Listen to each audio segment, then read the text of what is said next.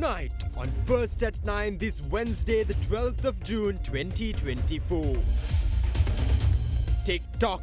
Sri Lanka waits optimistically as the IMF conducts Sri Lanka's second review under the EFF.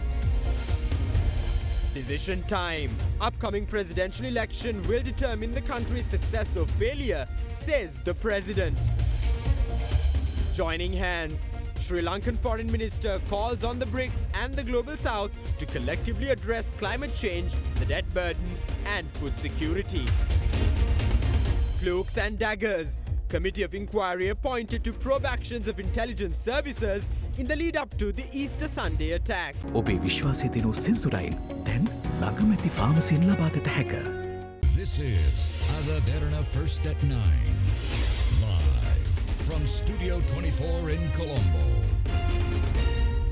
Good evening and welcome to Ada Derana First at 9. I'm Aditya Dirisinghe joining you live with the latest in Sri Lanka and around the world.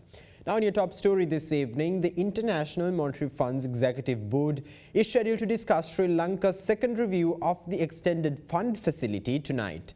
Commenting in this regard, State Minister of Finance Srihan Semasinga says that Sri Lanka is optimistic that its international partners will continue to support Sri Lanka's efforts and that a favourable outcome from the review will unlock the third tranche of the arrangement worth approximately $335 million.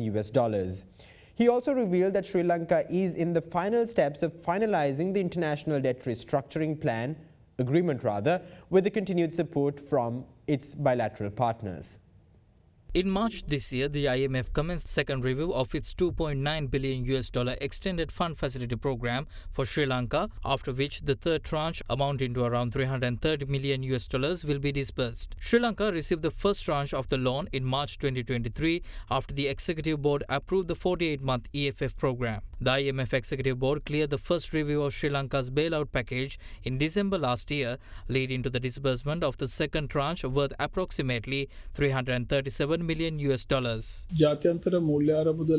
IMF board will take up the second review of Sri Lanka's extended fund facility program for discussion today. With the successful completion of the review, we will be receiving the third tranche of the EFF program worth around $335 million. The next step we need to take is external debt restructuring. We have already completed local debt restructuring at the moment. We have arrived at preliminary agreements with our bilateral partners and we have finally made it to the last stage of transforming those agreements into memoranda of understanding. We also had the first round of talks with our international bondholders. We couldn't arrive at an agreement during that meeting. We expect to start the second round of discussions soon and reach a successful conclusion. The bondholders have also been supportive in that regard. Meanwhile, Cabinet spokesman Dr. Bandula Gunawarthana revealed how the government will allocate IMF funds in the next year.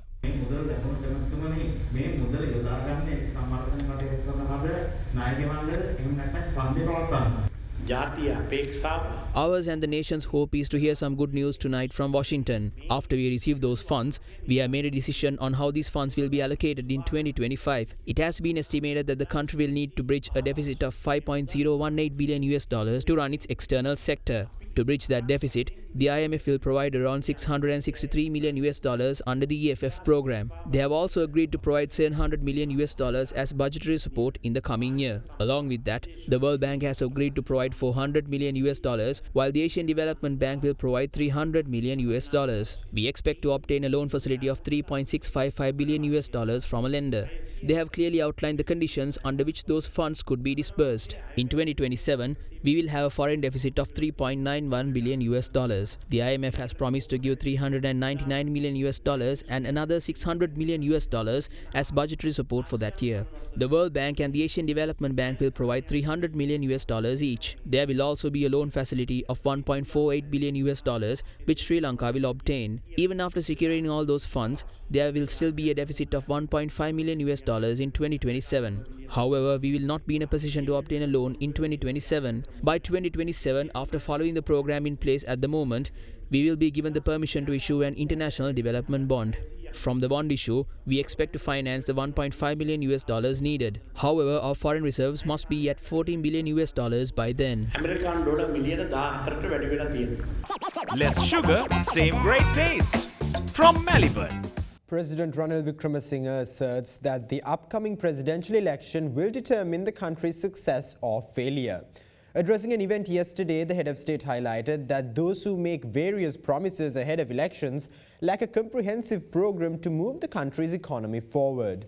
The president went on to assert that this election, which will be a choice between systems and not people, will determine if the country relives one of its darkest episodes in history, marked by long queues and lack of essential commodities.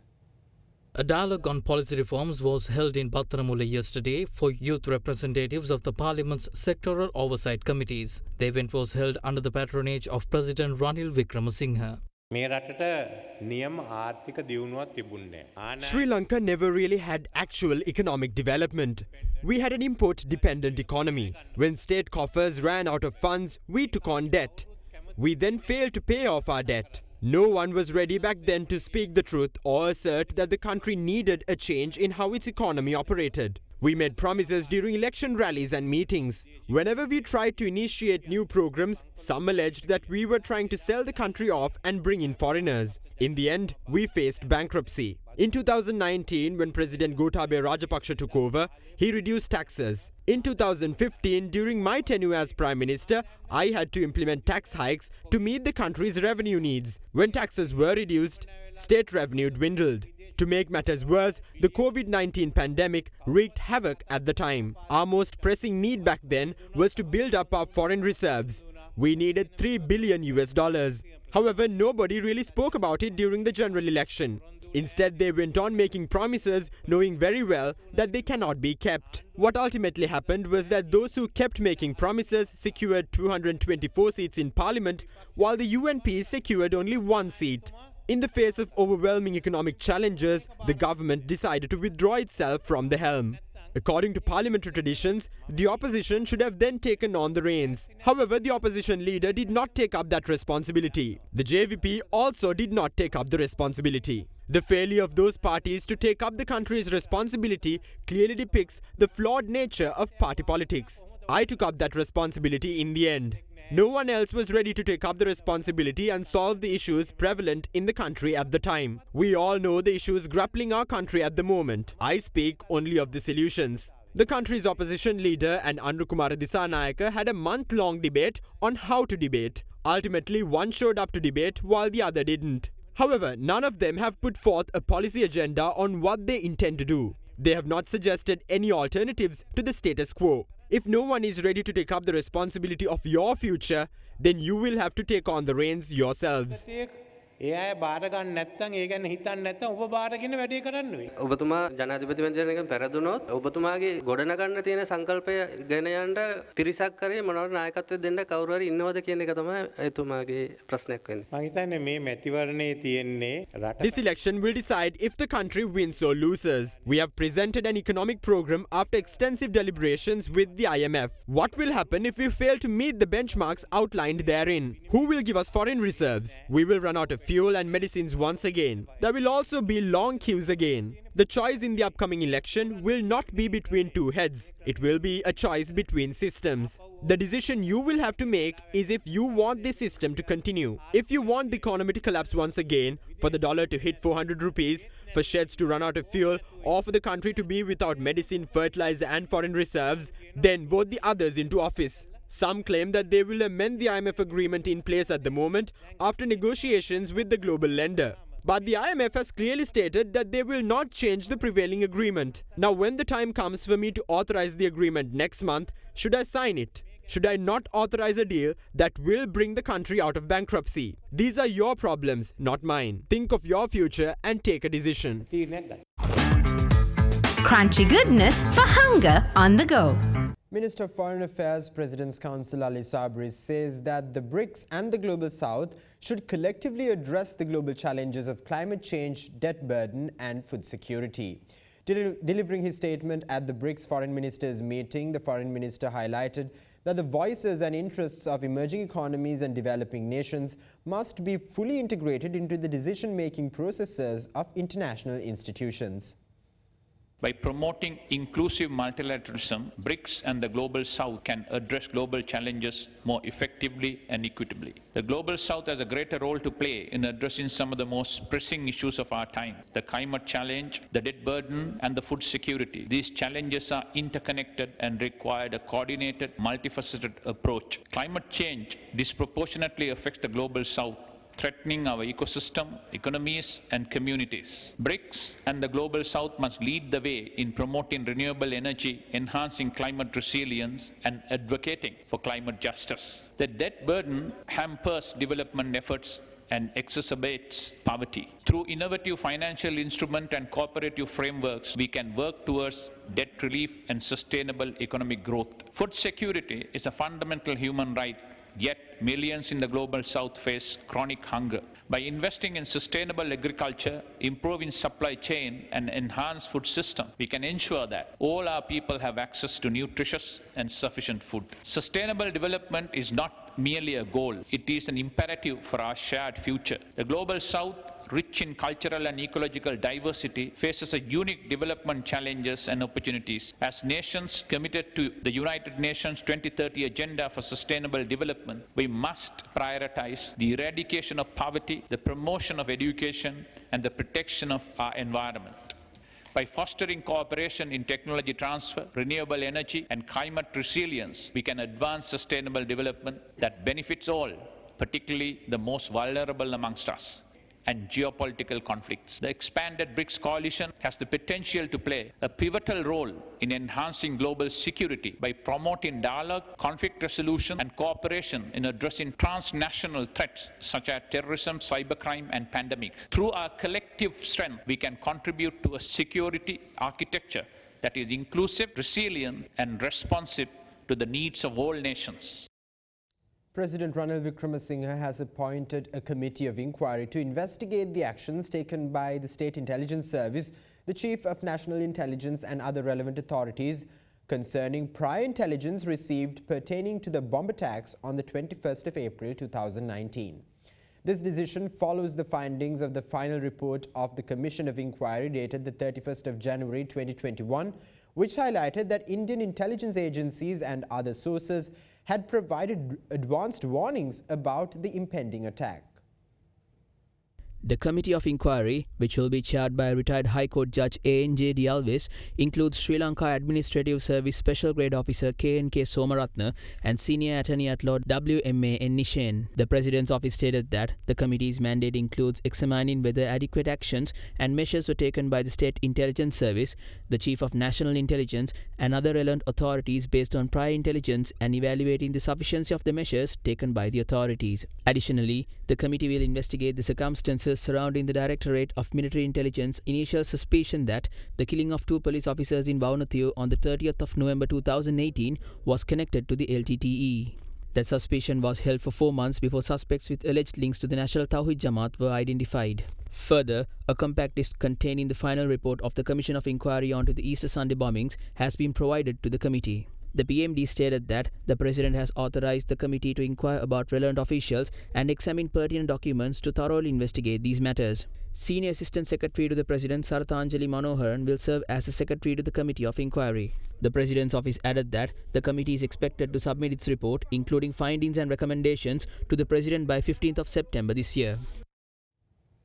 Now, the Cabinet of Ministers approved a revision to the Penal Code with the intention of strengthening legal provisions to prohibit sexual harassment and sexual assault during a meeting held yesterday. Meanwhile, the Cabinet has also decided to start negotiations with Malaysia in order to reach a free trade agreement as a move to expand the island nation's export market. With that, let's take a look at some Cabinet decisions taken during the week.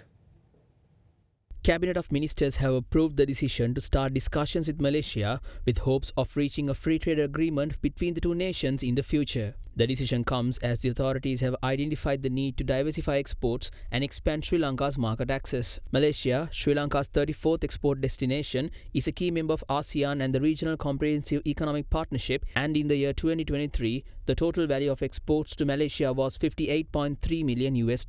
The government has also decided during the cabinet meeting to issue import and export regulations under the provisions of the Import and Export Control Act. The move seeks to provide businesses the opportunity to import selected spices for reprocessing and re-export. However, the government authorized businesses will have to be approved by the Board of Investment under the procedure for the import and processing of selected spices and re-export. The Cabinet of Ministers has also approved the revision of the Penal Code to strengthen legal provisions to prohibit sexual harassment and sexual assault. On the 12th of December 2022, the Cabinet of Ministers had approved the introduction of amendments to the Penal Code criminalizing all forms of sexual harassment and sexual abuse, including sexual harassment and sexual assault in public places. Subsequently, the Attorney General's clearance has been received for the draft bill prepared by the legal draftsman. The Colombo District Court extended the interim injunction issued preventing former President Maithripala Sirisena from functioning as the chairman of the Sri Lanka Freedom Party until the 19th of June this year. The relevant order was issued when a complaint filed by former President Chandrika Bandaranayake Kumaratunga was taken up for consideration before the same court. On the 4th of April, an enjoining order was issued by the Colombo District Court preventing former President Sirisena from functioning as the SLFP chairman. However, on the 12th of May, the former president resigned from his position as the chairman of the SLFP, following which Minister of Justice Dr. Vijayadasa Rajapaksa was appointed as the new chairman of the SLFP by the faction of the SLFP led by former President Maithripala Sirisena.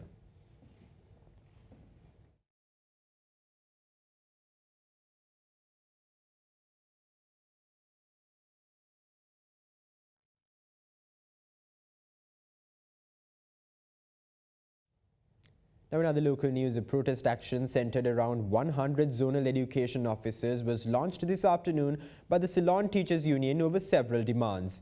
As part of the ongoing trade union action, all teachers withdrew O-level exam paper marking activities this afternoon. However, issuing a statement, the Minister of Education informed that the proposal to increase the allowances paid to teachers and examiners for the paper marking has already been submitted to the Cabinet. Meanwhile, United Postal Trade Unions Front is set to launch a 24-hour trade union action from midnight tonight against the failure of the authorities to fill existing vacancies in the postal service and provide promotions for employees in the postal department. A trade union action was initiated by the Ceylon Teachers Union this afternoon over several demands, including the removal of all existing salary anomalies and a revision to the stagnant rate of pay for paper marking in place at the moment. The trade union action was held in close proximity to 100 zonal education officers across the country today.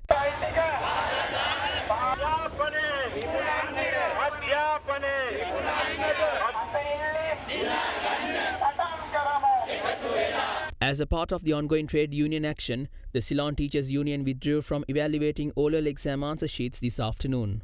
The iteration of the protest in Borella was particularly tense as the protesters were confronted by the riot police while they were attempting to initiate a protest march.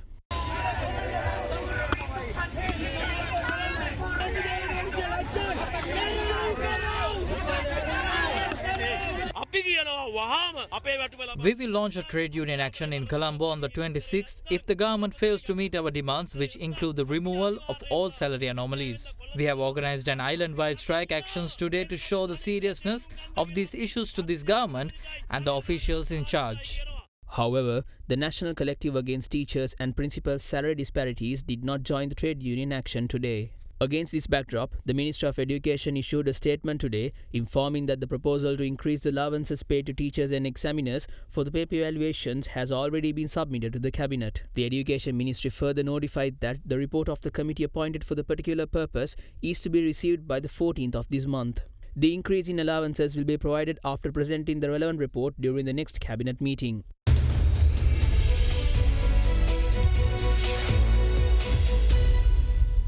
Welcome back. Now in your business news, the Central Bank of Sri Lanka says that it functions as a regulatory and supervisory authority of money or value transfer service providers in Sri Lanka, effective from the 3rd of June 2024. Issuing a statement, the central bank claimed that institutions providing money transfer services in Sri Lanka are regulated by the central bank. However, some entities providing similar services operate outside the formal system, potentially disrupting the money transfer system. To address the situation, the Minister of Finance has issued the Money or Value Transfer Service Providers Regulations in late April this year under provisions of the Payment and Settlement Systems Act. Accordingly, effective from the 3rd of June 2024, these regulations require all money or value transfer service providers to be registered and be monitored, offering unregistered or unlicensed MVTS providers the opportunity to formalize their operations and engage in the money transfer business through formal channels.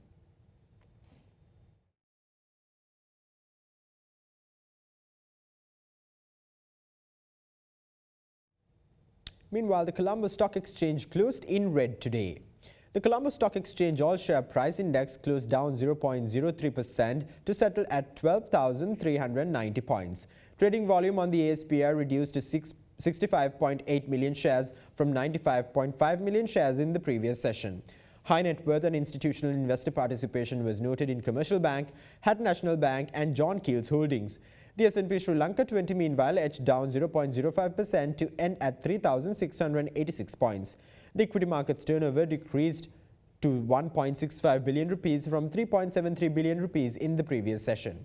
The capital goods sector was the top contributor to the market turnover, while the sector index lost 0.12%. Net foreign outflow was recorded at 39 million rupees.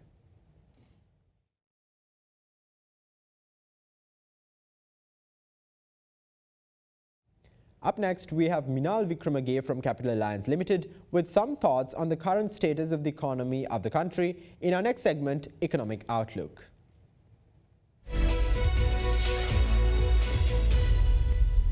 In the banking sector, the weighted average weekly prime lending rate, or the AWPLR, for the week ending June 7 decreased by 8 basis points by 9.28% compared to the previous week. Broad money, or M2B, expanded by 8.3% year-on-year in April 2024, indicating growth in the money supply. The average weighted call money rate, or the AWCMR, recorded at the end of last week was 8.68%, slightly up from the 8.66% recorded at the end of the previous week. During the week, Treasury bill yields exhibited a marginal upward trend in the primary market, while bond yields remained relatively stable in the secondary market. At the Treasury bill auction held today, yields continued their upward trajectory, with the 3-month yield moving up by 20 basis points, the 6-month yield increasing by 26 basis points, and the 12-month yield rising by 27 basis points. This reflects changing investor sentiments and market expectations.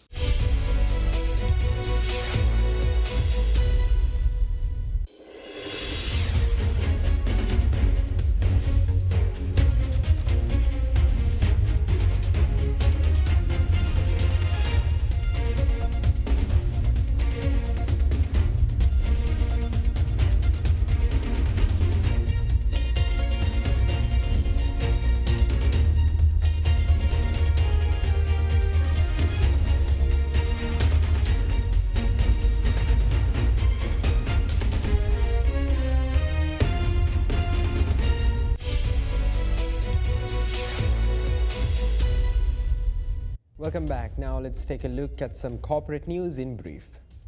Citrus Leisure plc announced dealings made by several of its company directors. Accordingly, S.A. Amarasekara, JMB Pilimatalave and VSF Amunugama, who served as non-executive directors of the company of George Stewart and Company Limited, purchased a total of 336,179,550 shares at a consideration of ₹4.20 per share. The relevant transaction was notified to the Board of Directors on the 29th of April this year, while the date of listing was the 10th of May this year. In the meantime, the Colombo Stock Exchange implemented the shortened settlement cycle for equity trades, was executed with the first settlement under the T+2 cycle taking place today. Following collaborative efforts with the Securities and Exchange Commission of Sri Lanka and industry stakeholders, the investors benefit from expedited fund transfers and security changes, with transactions settling within a shorter time frame. This implementation of the shortened settlement cycle reduces operational risks while also amplifying market liquidity and enhance investor experience.